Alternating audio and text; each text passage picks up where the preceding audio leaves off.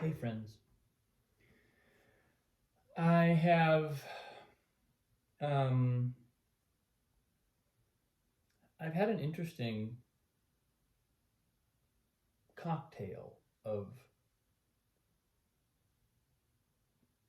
thought influences over the last couple of days. I've found, on the one hand, one of my I think just in the recent weeks, one of my areas of focus has been finding out how to be a good musical parent. It's remarkable to me how much that role or that domain of my life um, kind of dominates in my awareness, how important it feels.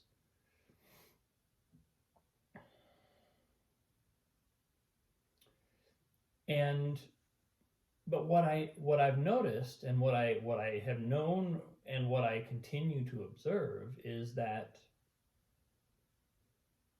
I'm really, in so many ways, I'm the one who's evolving. As my daughter learns music and as my daughter progresses through her own practice, my stewardship of that process is really one of the primary areas of my own evolution.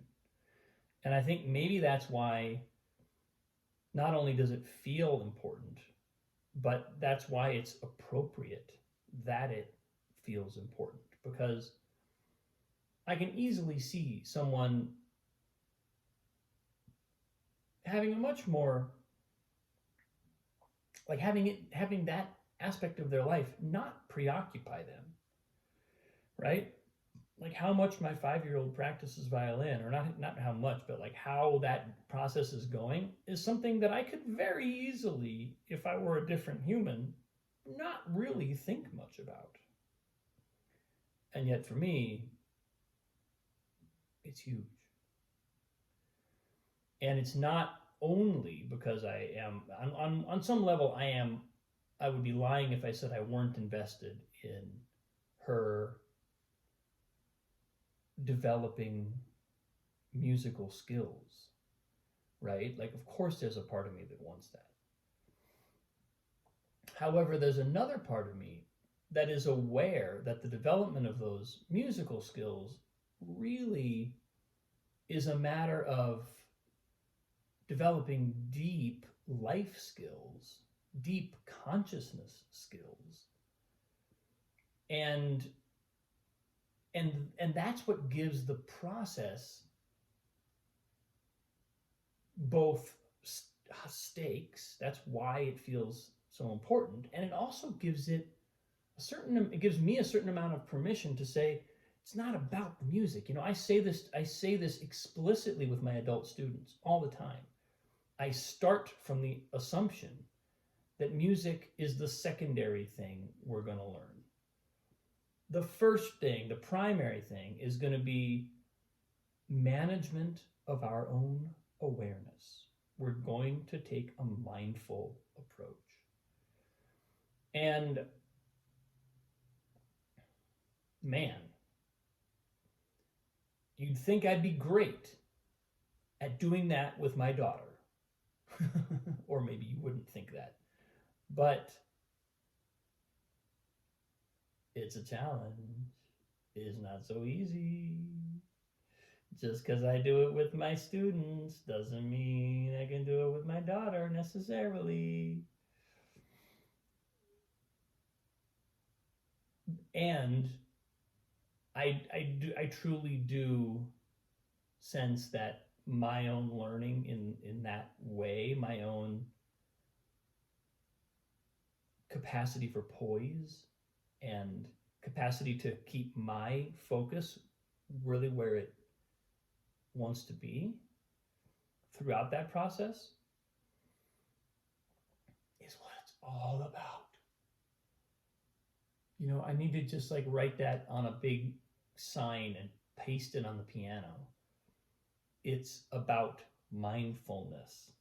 It's always about mindfulness. Because that is ultimately a process of spiritual evolution.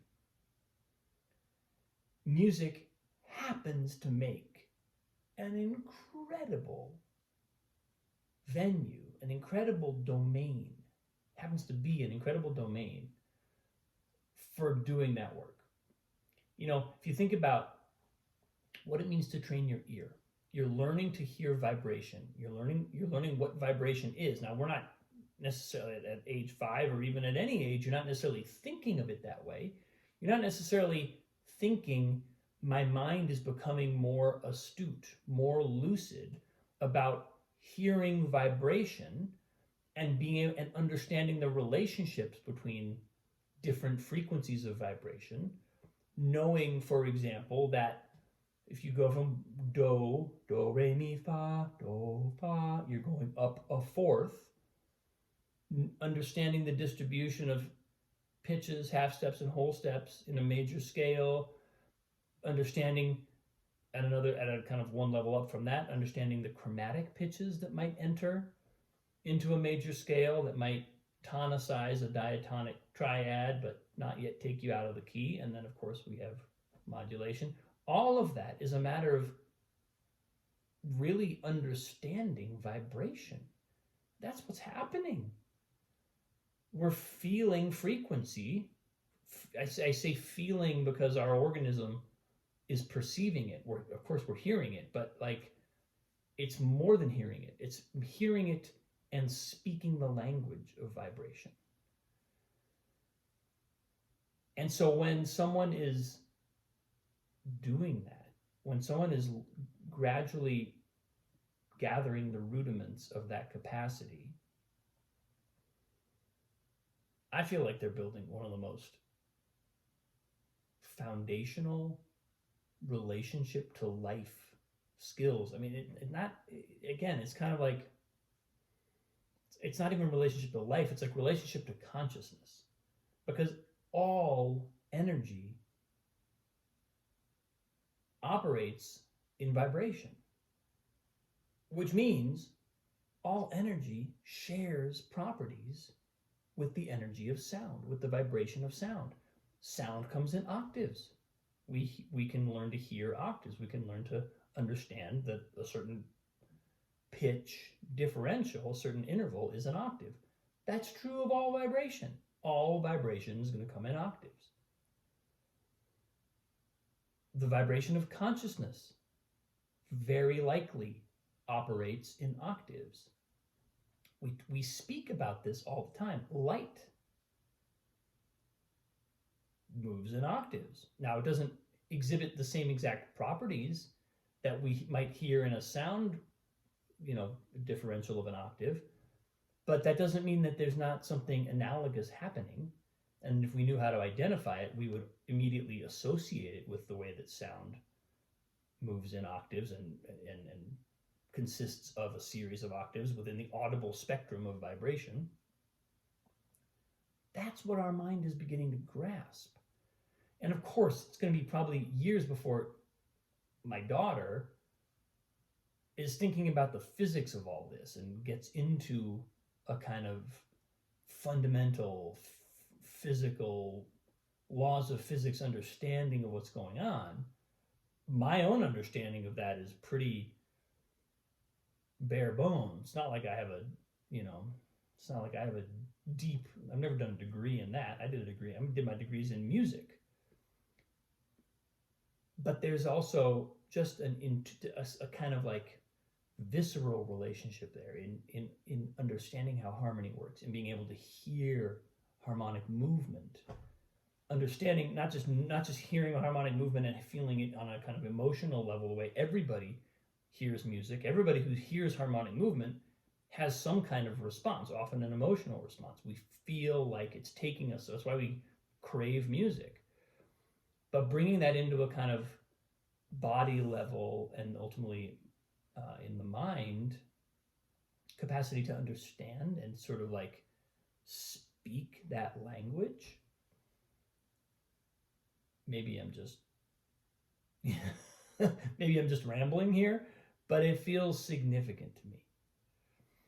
And it's a joy to see how a young mind is totally all over this, all over it.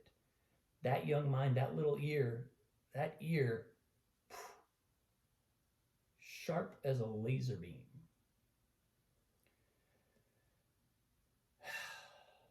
So, I have this sense of stakes. And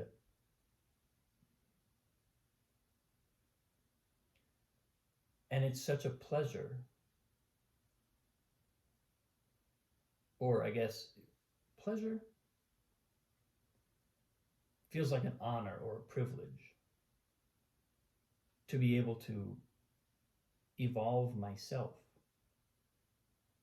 not just in my musical understanding, my musicianship, or my understanding of sound, but my actual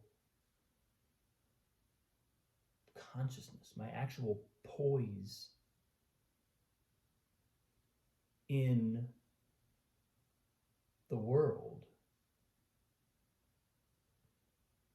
as I facilitate someone learning that. I've never faced a challenge like teaching my daughter. Never faced a challenge like it in any of my other teaching, ever. Nothing comes close in terms of what it has required of me, but also nothing comes close in terms of what it means to me.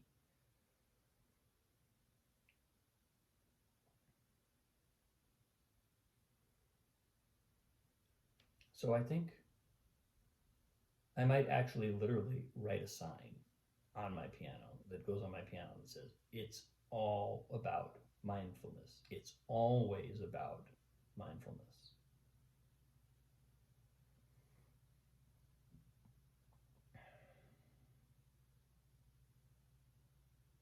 Because everything else is secondary. That's what I say to my students. Everything else beyond that, if we're doing the mindfulness bit, the rest will follow.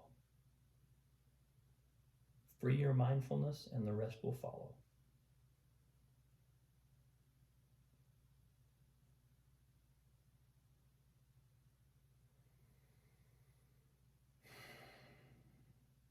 That's where I am today, folks. Appreciate you. Have a great day. Thanks for watching. I'll see you soon.